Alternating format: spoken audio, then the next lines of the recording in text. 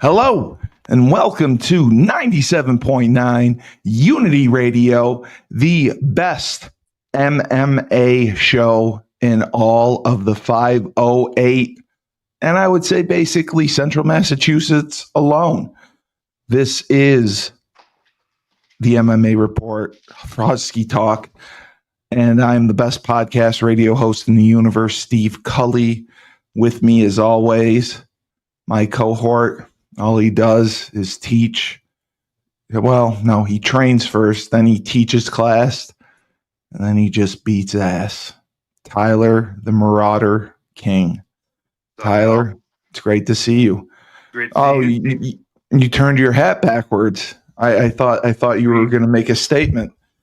There it is. What statement needs to be made? What statement needs to be? Because you know what? The people have spoken. The people have spoken. The people have spoken. And wow, we have a couple conflicts starting to die down a little bit. Man, that's all it took. That fascist is really ending the world. It's all it took. So many wars. I mean, all these wars, dude. It's a bloodbath out there. All these wars ending. Yep. And I wish that he would investigate the Biden administration, because I believe that they knew this guy was incompetent and off his rocker for years. Of course, and they just let it go. Of course they did, but the problem was they had money they had to get from Congress to send to Ukraine, so all the top level Democrats could embezzle an F ton of it. So yeah, and then the deal with the sun. The dominoes have already started to fall.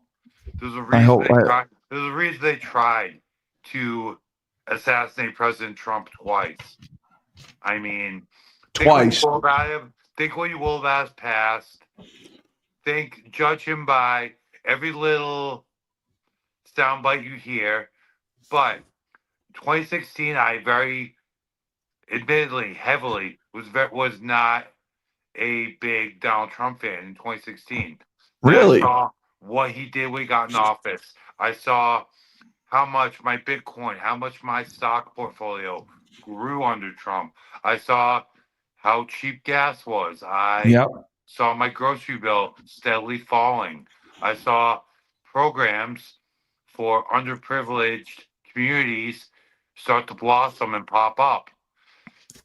And we produce stuff in America, too. The narrative is wrong.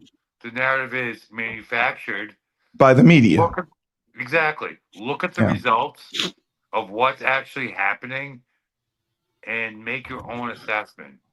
Yeah, and that's why I personally think I think everyone should have to take a test and pass a test to be able to vote. To vote, because there's so much ignorance out there. I am so disappointed in New England.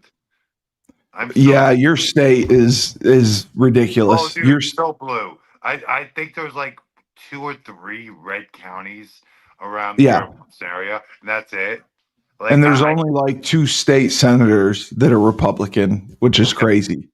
Yeah, it amazes me in Massachusetts. And here's the other thing: I'm not a Democrat versus Republican guy.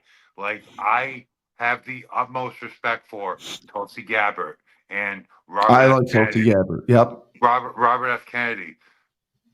The way they've adapted the acronym MAHA, Make America Healthy Again, I can't tell you how excited I am for Robert Kennedy to really clean up the Food and Drug Administration and actually take additives and make the FDA actually do what it's supposed to do. I'm very excited for the upcoming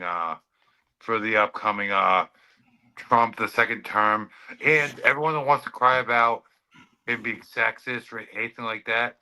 He has confirmed or appointed the first female White House Chief of Staff in United States history. And that doesn't surprise me at all. I mean, the guy has had everything thrown at him. He's been impeached twice, lawsuits filed against him. They tried to get him off the ballot in some states. it's just unbelievable the lengths that people went to go after this man. And God bless him for not giving up, not stepping down. He just kept fighting. Agreed. He Hard agree. he says he does what he says and says what he does. So I give him all the credit in the world. That is the thing that really turned me. Like he Yeah. fulfilled a lot of his promises, and the standard of living for Americans overall became better. We weren't sending $80 billion rather, to Ukraine. Yeah, no, we weren't, and it's just the way everything happened. You know, I don't think Kamala would have gotten the nomination if it was done the right way. No, of course not. She would have never won the nomination. No, of course and not. She got thrust in there. She flip flopped on. Well, I don't even know if she flip flopped. She word saladed all her answers if you asked her about policies, and flip flopped on everything. She always does. Yes. It's that's been her MO. But since she was nominated for vice president, well, I don't think she did. She did much as vice president. Like she did very little interviews. Trump was all over doing interviews the last month. Like he didn't care. Yeah, he's like, ask me anything. And I thought that was great. And everyone's happy that it's just over. And now we can move on. And America is going to be great. So, well, I mean, I agree with you. I'm glad it's over. I'm glad we're moving on. I'm glad we're moving forward in this direction. We are. We're going in the right direction. Yeah, like the fact that we're going to see a radical change in the FDA, and most likely, like Bitcoin made a huge jump. Stocks the Dow Jones hit another all-time high. We're in a good position right now, and like standard of living should become cheaper and better for all Americans. Exactly, and that was the one thing, as you know from being on Rebel Republic, Frank had been infuriated about inflation, and we should see that go down. The economy's going to improve, and people are going to be able to afford to live. He's like, with the housing costs and everything, people can't afford to live. Steve, I fully agree with you, but our viewers didn't come in to hear about the election. They came here to hear about some hard-hitting mixed martial arts stakes. And we're going to talk about your group, the Cage Titans. Cage Titans MMA is having a big show this weekend. It's tonight. Tonight. Cage Titans Fighting Championship. It's the number 68. It's the last one of the year, and it's a great card. And we're starting off with John Medina versus Jacobo Apito. Jacobo Apito. From Back to Basics team. Well, I mean, Jacobo's name's a little weird, but one of my good friends, love that dude. He's got long flowing hair. I like that. That's an old picture. That's an old picture. That's an old picture. Okay. He used to have like luxurious locks down his back. Now he's got a kind of buzz cut with like dyed pattern. It's actually pretty badass. Hold on a second. Did you lose me, Steve? No, hold on. I put you on. Did you put? Oh, now you're muted. Sorry, I had to ask my dad a question. So John Medina, Jacobo. Medina's 0-3. Team Tano Blood. Wow, they got some weird team names. I mean, some of these are made up by the guys on the spot, so Yeah, I got you. What do you see in this fight? I mean, they're both. I see a resounding win for Jacobo. He's 2-2. Jacobo 2-1 or 3-1? He's 2-2. Oh, 2-2. Okay, sorry about that. And Medina's 0-3. The thing about Jacobo is Jacobo hasn't taken the How the hell can this has got to be listed wrong? It says it's a bantamweight fight. It is. Medina's 135 and Jacobo's listed at 170. Is it listed bantamweight? I On the I uh, think I thought fighter Cage Titans website. Yeah. that's a misprint. I think Jacobo might be a welterweight. I'm the hundred. Okay. Listen, dude. Like for me as a heavyweight, as a big heavyweight, dude, anything under 170 is just like you're too.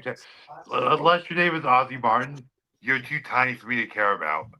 Right. And Right. that's kind I got okay. you. Well, get back though. Jacobo. One of the things about Jacobo is he two things about him. One, he hasn't taken the standard um formula for most guys who are coming in the pros. He's been a pretty highly touted guy coming out of basically several different camps he's trained with, but he hasn't taken easy fights. Even the guys with like lopsided records like this can throw absolute bombs. And his first pro fight, which he unfortunately lost, all he had to do was take the guy down. And he does have good wrestling. I've trained Jacobo. He has good wrestling. He could have Oh, taken the guy okay. down and tied him in a knot. Instead, Jacobo went to the middle of the ring and started throwing bombs. They played Rock'em Sock'em Robots. So same formula. Jacobo, everything I've seen, he's really matured as a fighter and he understands game planning. He could 100% just point the ground they could throw down. But I think if Jacobo fights a smart fight, he wins going away, no problem. Yeah, and Medina's own 3, so Yeah. it's going to be interesting to see what happens. But Like I I've seen Medina fight too. Medina's no slouch. He's he taken tough isn't. fights. Oh, okay. He's taken tough fights versus tough guys from tough Right. camps. It's not he's lost, but it's not like he got ran out of the building. Like this is a more competitive fight than it is on paper. And I expect really good things from it. Got you. Got you.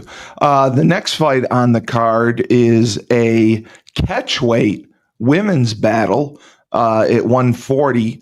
Mary Rosenbeck, she's 1-1, and she's out of Militia MMA, fighting Christina Katisis. I believe I always mess it up too. And it's kind of weird because you're gonna finish saying Kastikis, Kalika. Yeah, it's Krista, I'm really sorry. Christina. I'm really sorry. I'm messing up the pronunciation. It's But Katisis. Is that what you're saying? Kastikas, I Oh, have I got you. I got you. Okay. anyway. Her team is SSF. Wow, that's an South interesting team name. South Shore Sport Fighting, an institution, Oh, an okay. institution here in the Northeast. Really? Oh yeah, run. They have some of the best guys in the area. They've sent several guys to the UFC. The owner and coach, Bill Mahoney, absolute gentleman, absolute savage. He's one of the early no holds barred fighting guys, fighting fighters rather. He's a pioneer of MMA here in the Northeast. He's built this Right. team, and they're a staple in Cage Titans, and he's has some of the best guys in the area and some of the best guys in weight classes in the country and the world. Guys that have gone to the UFC. They're an institution. Um, and I fought on Bellator cards with Kristen as well. She is one hell of a fighter. I'm always impressed when I watch her fight. I Yeah. think this will be a. I'm not gonna say she's gonna run through this girl, but I really do think she's gonna have a resounding victory. Tyler, if you're a member of a team, I was just curious, do Okay. they share money, revenue from It their all wins? depends. It all depends. Like once you join the gym, you start fighting. You're a member Yeah. of the team. Usually, Right. what I would do with all my coaches and all like representation, etc. I would just pay them. If there's a gym fee, I'll pay that. But after I Right. started fighting professionally, I just started paying my coach a percentage of all my purses. and like a certain percentage of Okay. sponsorships. Yeah. Okay. Okay. I got you there. So Christina should take this one. She I is 1-2, and it seems like they're both newly pro fighters. They are, and So like it'll be Christina, good.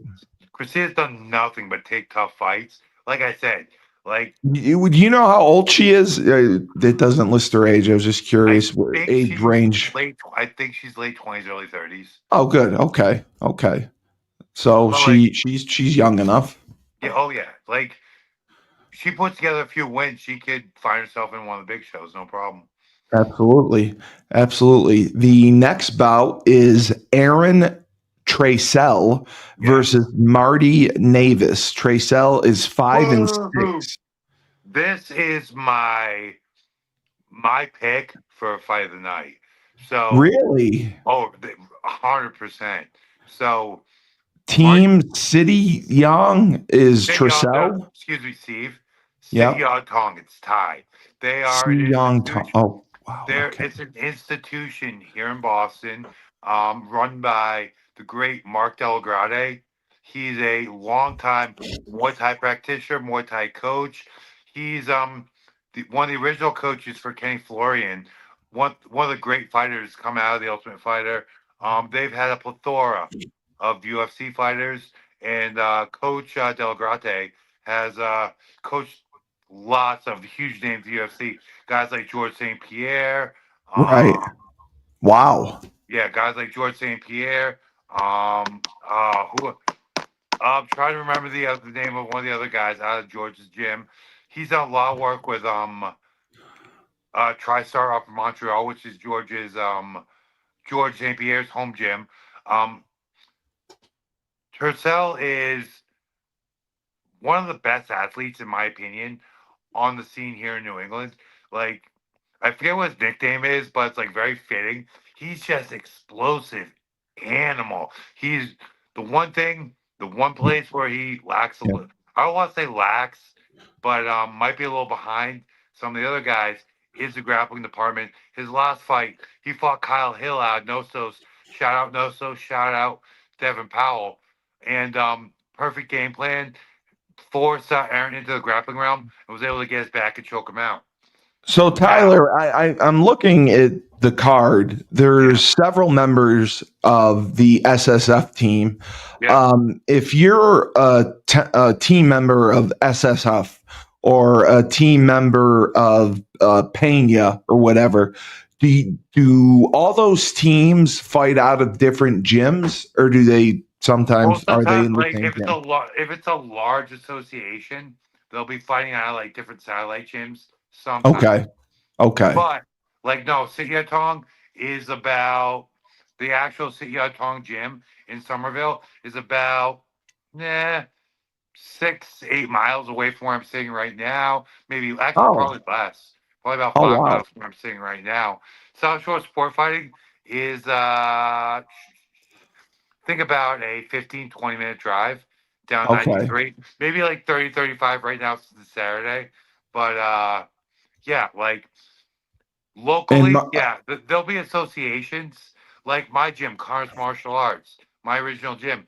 We're associated with City Tong because a lot of my coaches got certifications there. My coach John Connors and Mark oh, Delgrate are okay. very close.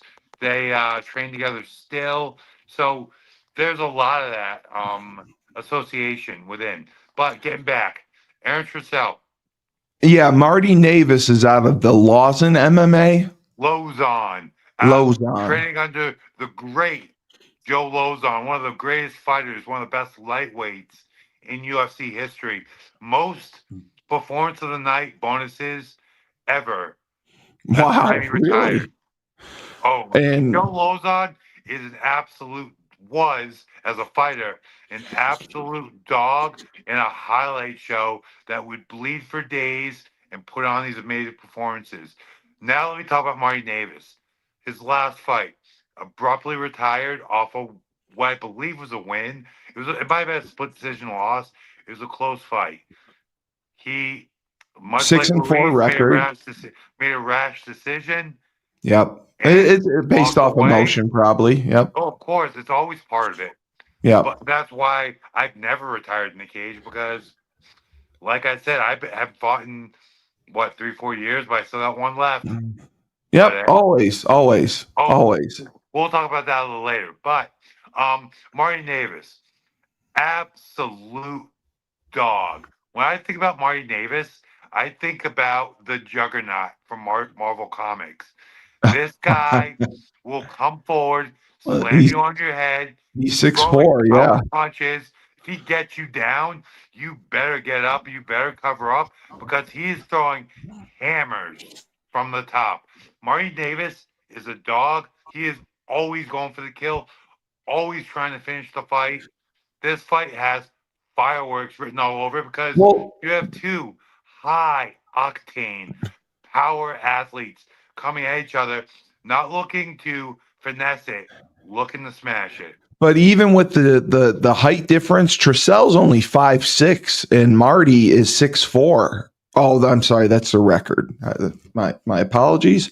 They're both fighting at 170. I was Yeah, looking at their height. but they're both pretty close. I think they're both around like that 5'11", 6 foot mark. Like neither Right. of those guys are small. Like this is two juggernauts butting head. Like And this you think fight is it's going the to be fight of the night? fireworks. The Yeah. first guy to get a takedown or the first guy to get a good shot is gonna start smashing, and then it's just gonna. Are they all 3 rounds? Are they all 3 round fights? Most of them are except for the title fights. Okay. Okay. So Yeah. that'll be one to look for. And Cage Titans, if you want to watch their fight, can you order it or is it Yeah, on their it's website? you could see it on my tagline. You go to Spectation Sports and you can Okay. stream the pay-per-view. Everyone out there, I'll put it in the notes. Yeah. if you decide to stream Cage Titans tonight, put in for your promo code PENA, PENA. So my guy, Luis Violent Bob Ross Pena, when you do that, the fighter that you put in will get a percentage of your purchase All towards right. like as Well, a then bonus. I'll have to make sure to put this up fast so it'll be up on Facebook and you can share it. And hopefully, we'll get Luis some extra money. The Absolutely. next fight on the card, we talked about Tom Santos. He's 12-14. He's fighting Don Shanis, who's 14-7. This is another catchweight fight. Tyler, why have there been 2 or 3 catchweight fights so far? Is it just because they I'll tell you can't make exactly why weights, right or now. I'll tell you yeah? exactly why right now. Maybe one guy fights at 55, maybe one guy fights at 45. That's the first thing. Second thing, these fights aren't so much, especially okay. So Don Sheamus is he's fought in the UFC. He's trying to get back to UFC. Yep. So when he fights I believe at 45 in the UFC. So when you have to make that cut down to 45, Don, I don't know what he walks around at. We're not as close as we used to be. Because the coaching staff is fucking bullshit. Excuse my French. But But he'll take the fight with a weight class up. like long story short, when you don't have to cut as much weight, it's a lot easier on your body. So Right. and like maybe the other guy, you say he's 12-14. He's a bit of a journeyman. He Out of probably doesn't want to put Kaizen five. TST, his team. I have no idea. But like what Yeah. I'm saying is, um, it's a lot easier to get a guy off the couch or Right. off whatever, off the booze, whatever. You don't have to lose as much weight. Makes it a Right. lot Right. easier for the fights. And honestly, it's good for the career longevity of the fighters. Don wins this fight, wins his next fight. He goes back to the UFC, goes to PFL. He's Wow. fighting in the UFC or PFL. Most likely, it'll be easier on his body if he has to keep cutting the 45 every time. And having him at a bigger show does nothing but reflect positively on Cage Titans. And that's Was kind of where everyone's uh, coming. was he cut from UFC or his contract was I not believe renewed? he was cut from UFC. I believe he went 1-2 or 0-2 in the Gotcha. UFC. I'm not 100% sure. Don't quote me on this. I'm not Right. trying to throw shade on anybody, but yeah, I believe his record was like 1-2 or 0-2 in the UFC. I'm not sure, but yeah. All right. All right. Well, this is the next big fight that I know you're excited for. Your boy Luis Pena Finally, Bob Ross. and against Zach Dis Di Sabatino. Sabatino. Zach DeSabatino. You're gonna have to teach me pronunciation skills, Holy Tyler. shit. Luis is 12-7 out of Pena MMA. And Zach is again from SSF South team. Shore Sport Fighting. Yeah, SSF. They're very popular. Apparently, they've got several fighters on this card. Yeah, they are. And it's a lightweight fight. They're at 155. What do you like here? I mean, it seems like a good Y'all battle. know what I like. So, long story short, Luis coming off a tough fight where he, you know, got decisioned out by a lay and pray wrestler that could do nothing but lay and pray on him. So now, fight Did you just say lay and pray on him? That's all his last opponent did. It took him down and like just held him. He wasn't trying to finish the fight. He wasn't going for submissions. He just held him there because that was all he had. That was all you could do. No, it's a thing in MMA. Lay and pray. Lay and pray. That's I all love he it. did because he had tried to finish the fight and he wanted no part of Luis on the feet. So this fight, very interesting. They're both like I can't say enough good things about Zach, but Luis is such a wild card for him. The biggest thing for me here is Luis is far superior as a striker, and they're both lefties, so it's a different kind of game. They're both southpaws. They're Okay. both southpaws, yes. So I'm really expecting Zach to try to close that distance and put Luis on the ground, which the whole other nightmare for him. Zach's got good jujitsu, but so when guys can wrestle, and I consider myself this, you can be a shitty wrestler but still be good at MMA wrestling. Correct. I'm a shitty wrestler that was good at MMA wrestling. Right. That's what Zach is. His wrestling is, I'm not gonna say shitty, probably like above average, good. Yeah, like I give him more credit than I give myself. Yeah. But he's not a classically trained wrestler. Luis is a classically trained wrestler, and he has very unorthodox submissions from both the top and the bottom. So I like his hair too. He's got dreads. Dude, yeah. Bro, he used to have like an afro, and that's when the Violent Bob Ross thing started. Yeah. And everything just migrated down. Now it's got dreads down to like here, dude. Now let me ask you this: it says, Team Pena MMA, but obviously you're involved with him with Crown Sports and Entertainment, correct? Like the team is just like that's the fight team he fights out of. Okay. I forget the name of his gym in Arkansas. It escapes me right now, but it's a lot easier to just say Team Pena because unlike a lot of fighters on this card, Luis has a lot of name recognition, so we really have to take advantage of that. And okay, so he trains with his team, and then you represent him elsewhere as far as getting fights and Crown Sports Entertainment until I open my gym is just a representation, a consulting and athlete representation firm. Got you.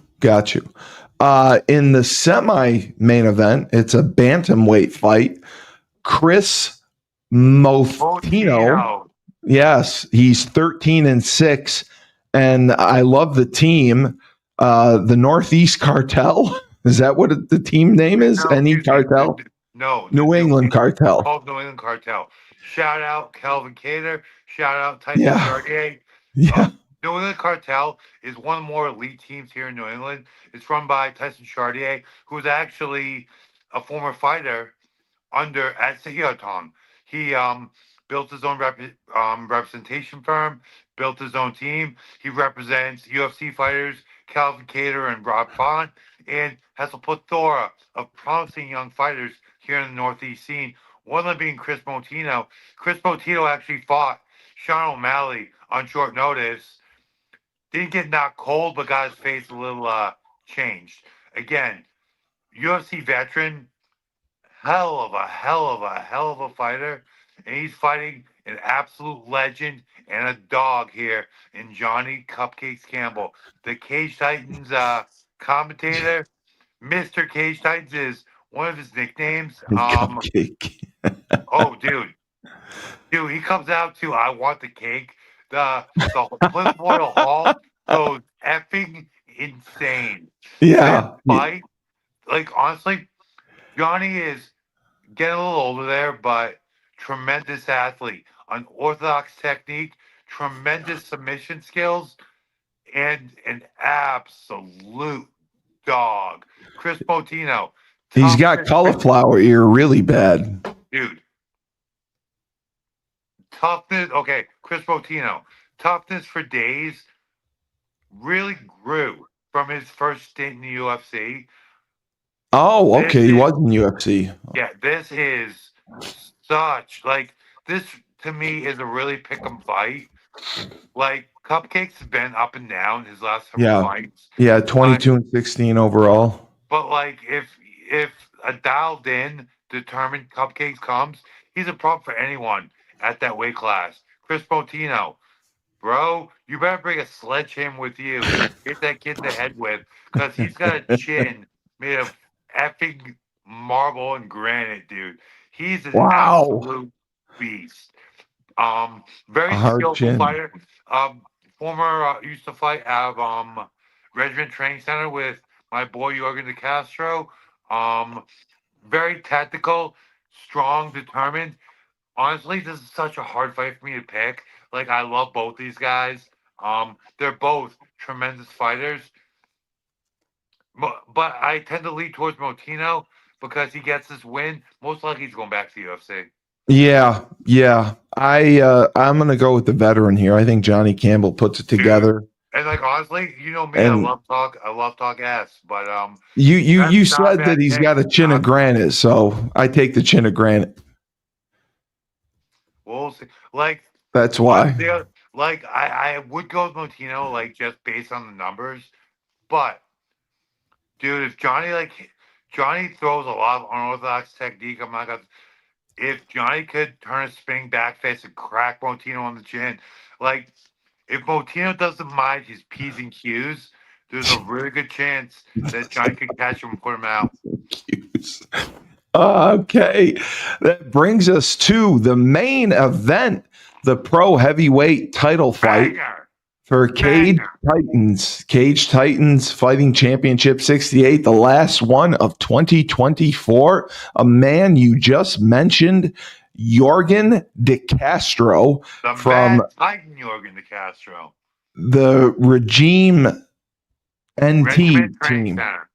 Regimen Training Center. Regimen Training Center. He's 11 and 6 against this interested me. Joshua Marsh, who's Joshua, who's 7 and 6 overall. He's out of the Carlson Gracie team. It just seems like a 11 and 6 fighter against a 7 and 6 fighter would not be a fair matchup, but you obviously would see it differently. Let me break all this down. So, Joshua Marsh, he's another guy, and I mentioned it earlier with Jacobo. He has not taken easy fights. He Right. is a dog, and he fights anybody. So he's lost a couple fights. One person he's never lost to and has taken a dump in his eyeball both times he's fought him was our good friend, Gynecomastist Skullet, Ross Hilton. Joshua took the Cage Titans Heavyweight Championship from Gynecomastist Skullet, Ross Hilton, by knocking him out and shattering and caving in his face, breaking his orbital bone. The last fight, he took him down and smashed him out. So, Joshua finally got an easy fight when he fought Ross. So with that being said, Joshua didn't have the hardest route to the Cage Titans Heavyweight Championship. Now, Jorgen, the Mad Titan de Castro, former training partner of mine, absolute stud. He had to cut weight to make 265. Like we were like at Wayne's yesterday, like fooling around. He was just like, give me one of these. Like I was kind of like off balance. And he like gave me one of those, and I'm like flying off the bench. Like I'm like, bro, like what the f have you been eating? Like Yeah. he's a he's thick. He's a beast. He's only like 5'11", 6 foot, but he understands angles and he hits. And speaking from experience, and he was being nice to me. Hits like an absolute Mack truck. They put his first hit in UFC. He was on Contender Series, won that fight by knockout or TKO. So they brought him in. His first fight in UFC was on a main card in Sydney, Australia versus Justin Taffa, a local Australian fighter. And Jorgen walk off knocked out, put the guy limp, cold, face down on the canvas, doing a walk. Like he was brought in to lose to this guy and like make the Australian local look good. And Jorgen just smashed the dude. Jorgen's fought Greg Hardy. Jorgen, after he got cut from the UFC, has sit in the PFL, went 500, pretty good showing, but fought some of the top guys in the world, guys that I know personally, actually.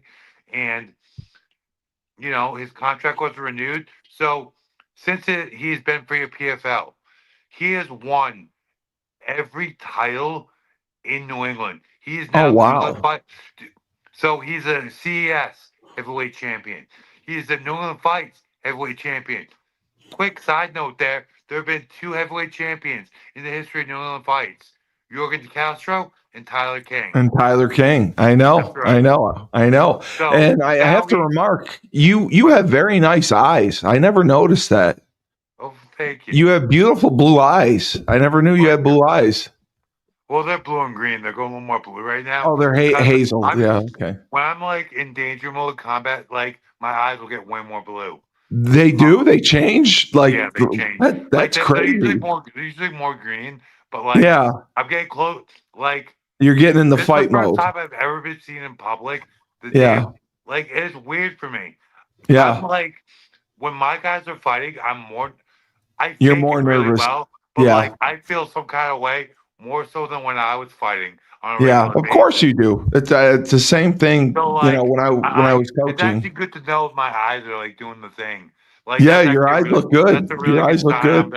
I'm dialed in. You're Um you are dialed in. You are um dialed in. I so like it. like all that being said, Jorgen is an A plus. Like he's the top of the food chain heavyweight. Joshua Marsh, I've seen him fight personally twice. That he can fight. He can fight. He has good striking and solid brown belt skills from really good association as far as jiu-jitsu goes. I Got think you. he's gonna have excuse me. He's gonna have a really hard time taking Jorgen down. Jorgen's jiu-jitsu, speaking from experience, has improved greatly since he started fighting professionally. I Now, think Tyler, let me ask you this. okay. How much do these fighters, would you say, get paid on these cards? Oh, for this card, Yeah. Is it a set amount for each fighter, or it's based it on your all placement varies. on the card? Um, Most likely, I know what Luis is getting paid. Okay. He's with another. Luis is under contract with a larger conglomerate that Right. streams fights. Like Right. we're not exclusive with Cage Fights. We're exclusive with their broadcast partner, Expectation Sports. So Right. Expectation put us on a card in Knoxville, Tennessee, and then it just lined up. Cage Titans is part of Expectations Network, and obviously I know Mike Polvera at Cage Titans very well, so Yes. I obviously facilitated everything. But we're getting paid. If a guy's a bigger name, I think most In- likely Jorgen and Luis are getting paid close to the same thing, which Okay. is pretty damn good. Like for a Okay. local So they fight, they, they they're getting paid negotiated. yeah, Yeah. they're getting Okay. pretty damn good right now. Okay. Well, that was a great analysis, and we are going to move on. No, we're not gonna move on. We're gonna talk about Jorgen and Joshua. Jorgen, Well, yeah. most likely, Joshua's gonna try to take him down. Um, Joshua's a really good boxer, but if this ends up as a striking contest, Jorgen's gonna Yeah, put it away. Jorgen looks like he looks like Ortiz almost. Who? Tito Ortiz. No.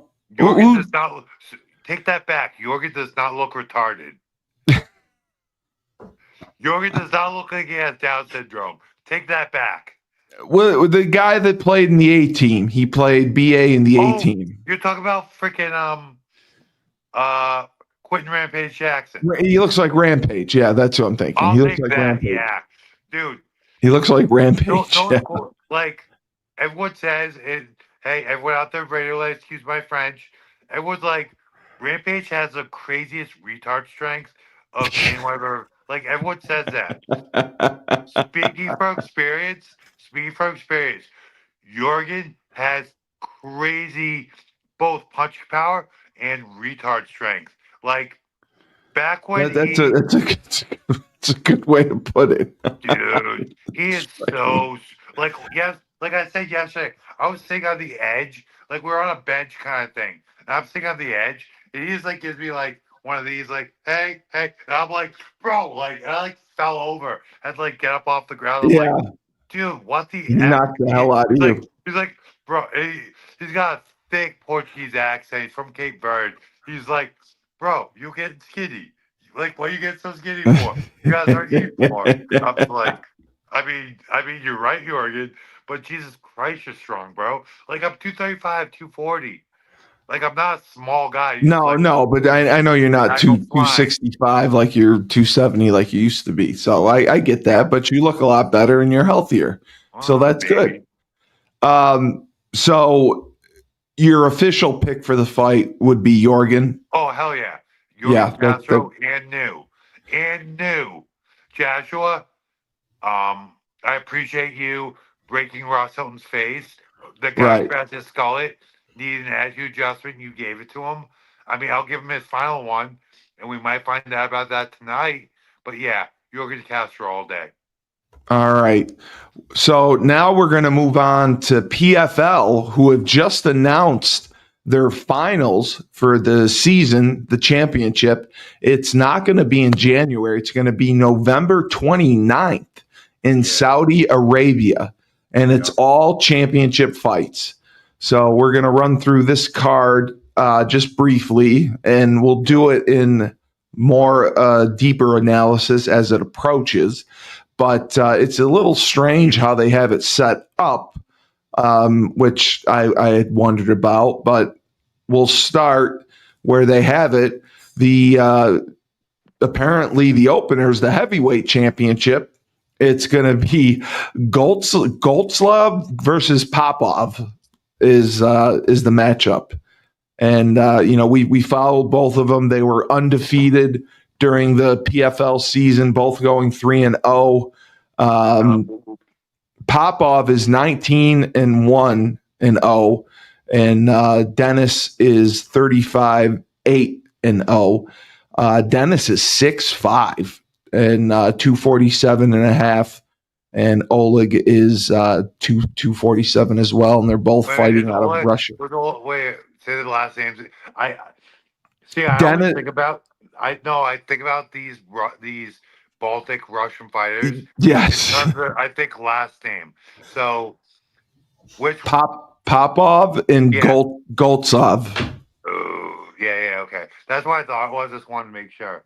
Yeah, what's Popov's record again? He's 19-1, and he was 3-0 this season. What's Goltslav's again? They're both 3-0. They're both 3-0. No. What's the overall record? He's 35-8, and Popov's 19-1 overall. But Goltslav is 6'5", 247. Popov 6'1", 247. But the reach is just about the same. Goltslav has only got a 78-inch reach compared to a 77-inch reach for Popov. So you would expect it to be a little bit longer, but it's not. Popov had been on a tear. I remember when we were going through the summer season, and I would definitely, as a novice, go with him picking up the championship. Now I don't know how that. I believe what they're going to do is the winner of this is going to take on Nagano. Oh God! Okay. Well, in the February super fight that they have. Like, here's my thing about that. So they say in both weightlifting, mixed martial arts, physical fitness, and football, when you conquer a great challenge, what's your reward? An even greater challenge. So right. Now, but I don't think this is going to be a greater challenge for Nagano. It is? No, for Goltslav and Popov. Yes, yes.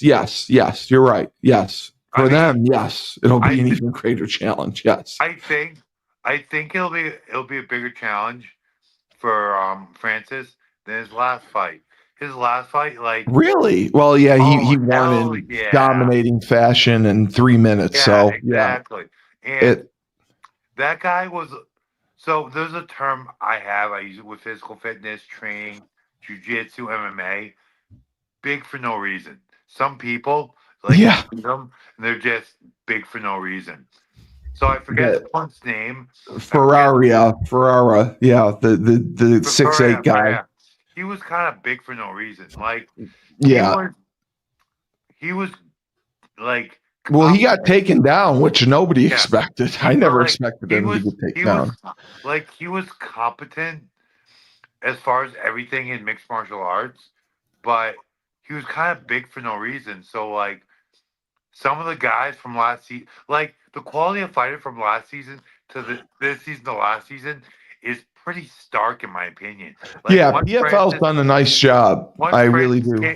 The work behind the scenes overall, and B, once Francis came in, like, everyone, like, the level of talent just rose. Skyrocketed, yeah. Yeah, exactly. So I think this will be a much tougher fight, but Ferreira, however you say his name in a Portuguese manner, right? He was kind of big for no reason. Yeah, he was just big to be big. He wasn't super skillful. Like, you look at a guy like Fabricio Verdum. He was, like, later in his career, one of the all-time greats. Early on, he was thought of as a jiu-jitsu guy. Ferreira's just not even thought of as a jiu-jitsu guy. He's just a big guy that can fight pretty well in all areas. He doesn't have, like, a thing that he's good at. He's just kind of decent at most stuff and big for no reason. So you're going with Popov for this fight? Which one? Who has the bigger record? Popov is 19-1. Yeah. Oh, yeah. No, I'm going with Popov. Yes. I'm going with Popov too. That's the heavyweight championship. Yeah. The light weight championship is next, and I believe it is Primus. It is Brent Primus, who is 15-3-0. He was also 3-0 on the PFL season versus the guy's name I can't say, Gadzi Rabadanov, who is also 3-0. Overall records: Primus is 15-3-0, and Gadzi is 23-4-2. And it's for the lightweight championship at 155. I believe that I can't remember if you liked Brett Primus or Primus cost you a fight. Primus. Yes, you liked him. Okay. No. Who was he fighting? Because he beat the guy I picked. He was fighting like a name. Yeah, he cost you. That's what it was. I know he cost you a fight.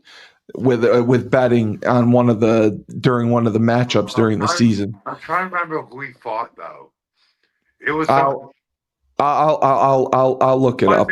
It wasn't Eddie Alvarez. It was someone that fought Eddie Alvarez just like he had, I believe.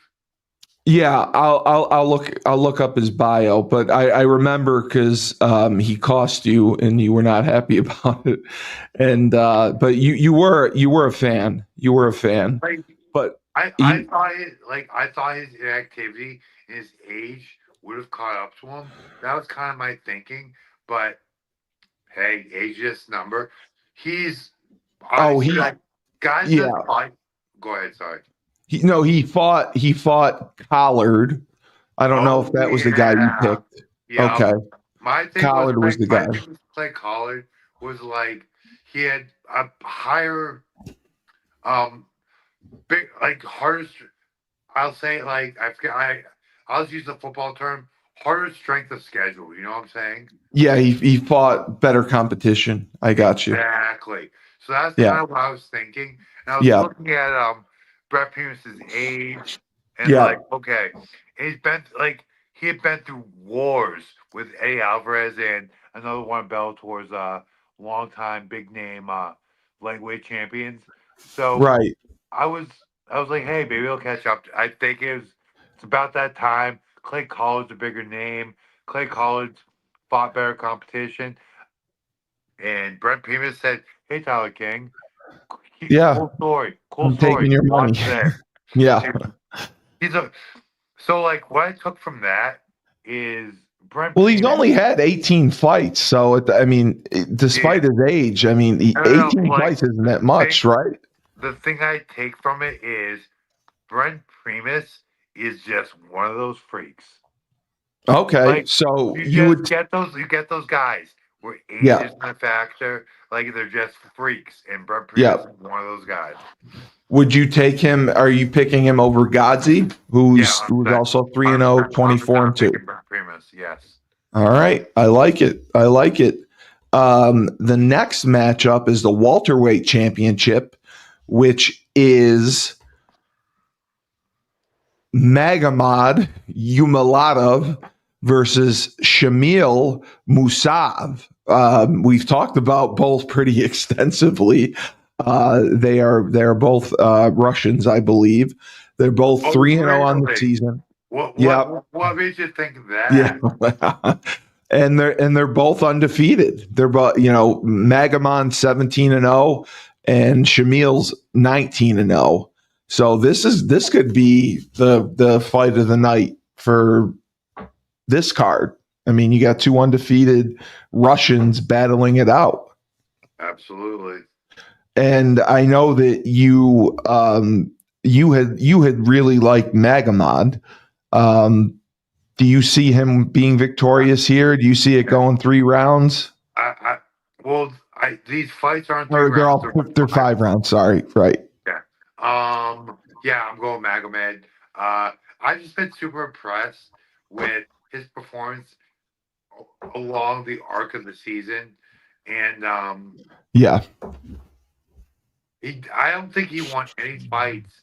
I think where all his fights finishes are of this season. I will check that right now. I believe they're all finishes or unanimous decisions. Magomed, he was 3-0, and his results. View event results. He defeated Gracie. I forgot about. Yeah. He defeated Gracie, and that was decision, like you said. He beat Gracie by decision, and then he beat Ward in June. And let me check that. This is middleweight. Is this welterweight, right? It's welterweight, yeah. And he beat he beat Ward by submission. Yeah. So then you're refreshing my memory very well right now, dude. And then his first fight in April was against a guy, I can't pronounce his name. Um, he ended up, he was the main event, and he won by decision. So 2 of the 3 fights were won by decision. You are correct. But unanimous decision, correct? Yes. Yep. So very dominating wrestler, obviously. Um, I actually I remember the fight versus Brennan Ward. I was very like I Brennan Ward's a local guy from Connecticut. One like objectively one of my favorite fighters of all time, and the fact that this dude beat Brennan down so hard, like this guy, he is going to win the he'll win the tournament, like Yeah. no questions. He'll be the Like champion. the thing about it was that was Brennan's big comeback fight. I think he had a fight before that as well, where he looked amazing. Correct. And yeah, like the fact he could shut down and like I know Brennan. Brennan is an absolute savage, tremendous athlete. Like one thing I talk about with fighters, and it's one of the reasons I F with Ozzy so hard. Besides the fact he's a great human, great guy, all that. That it factor. Certain guys have it. Oh, And of course. Yes. Ozzy has it in spades. Luis has it in spades. Right. Brennan as well. Brennan has it. The problem is Magomed. Sorry if I said that wrong, but Magomed has it more than anyone in that division in PFL. Magomed all day. All right. So quickly, we got to finish up here. We got the light heavyweight championship, Impa versus Dovaletsán Yagomurov. They're both 3-0, and I know you're a fan of Impa. 18-4, 27-4 for the 24-7 for the other guy for the light heavyweight championship. Yep. Do you like Impa here? Oh, Impa all day. Impa all day. Impa all day. And the matchup.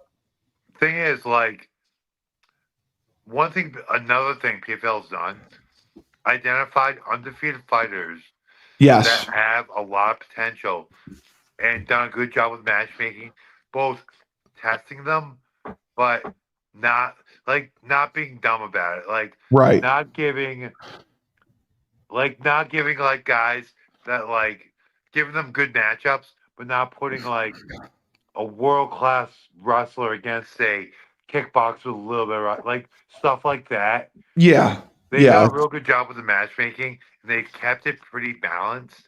But yeah, like this like they've done a great job building guys like Impa is my point.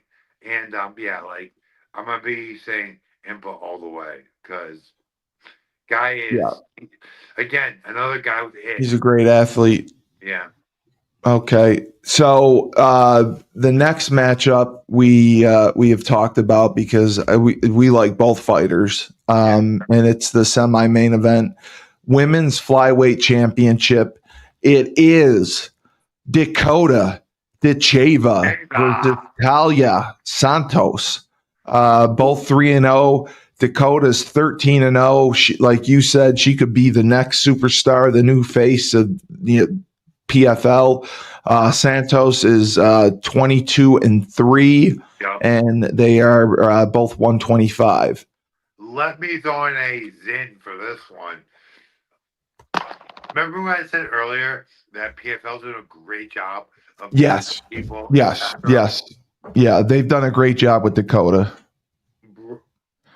Dude, with Talia too. Like, here's the thing. No, you're right. Yes, they have. Here's the thing about this. Like, I think, like, if you're just like looking at everything objectively, the fighter with probably, and I'm not like, this is not like a knock on Talia, but like as far as like star power and like marketability, like Dakota is an effing gold mine.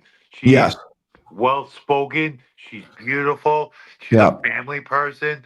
Like when they ask her about like her training, they like one of the first things she always says is like my brothers. Like I turn my brothers or like my coaches. Like I have like it's so great being able to like hang out with my family and like do what I love. Everything about her just screams like cha-ching.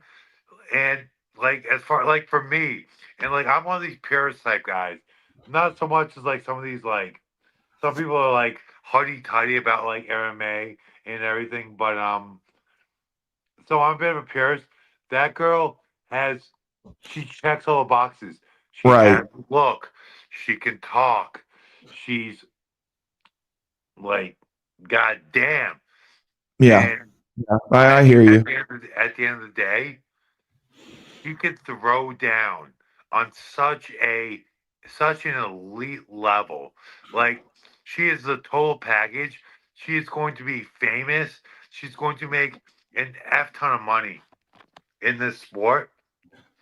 Right. But then, Right. as the counterpart, you have Talia Santos, amazing athlete, Yeah. amazing striking, great submissions, good job getting up from the bottom. Also, effing beautiful. Like Yep.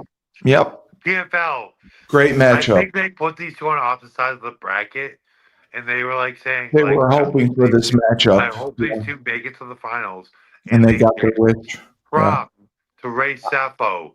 Props to what's our friend's name? Jim Tucker. Jim Tucker. We Jim love you, Jim Tucker. Tucker. Props, Yeah.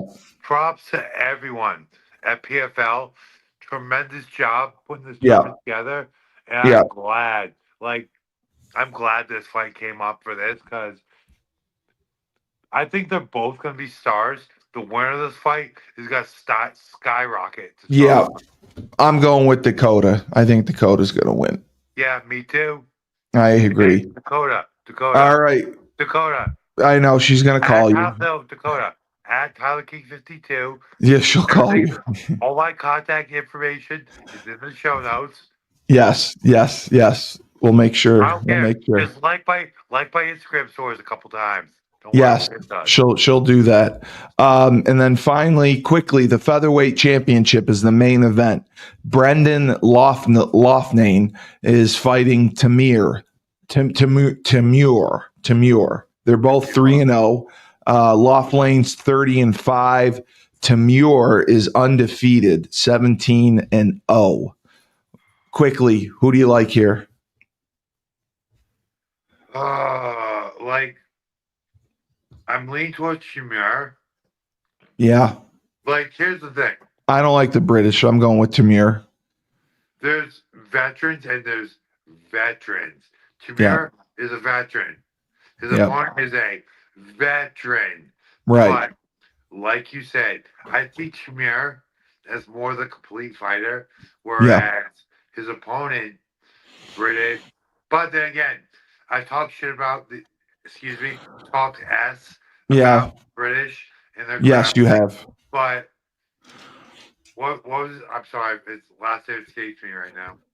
What? Which one? Tamir? Tamir, the other guy. Brendan Loughnane. Yeah. Like I talk as specifically on Laughlin's grappling and being British. Then he put on grappling clinic. Yeah, he did. Yeah, exactly. So he's proven himself in the grappling realm, but I just think Tamir is more overpowering. Yeah. It's going to be more of a complete fighter, so I'm going Tamir.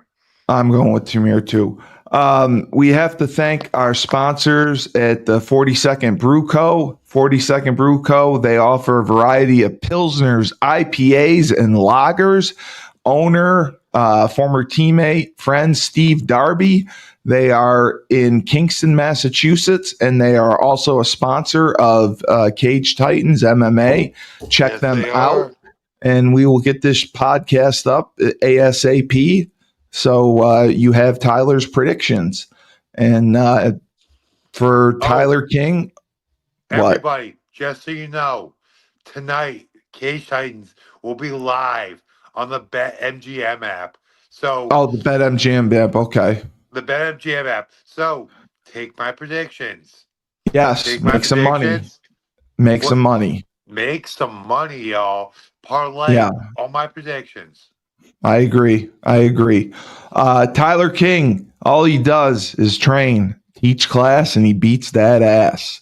And for myself, Steve Cully, the best podcast host in the universe, this has been 97.9 Unity Radio, Husky Talk, the MMA Report. Remember, when life gives you lemons, don't make lemonade, take 2 oranges.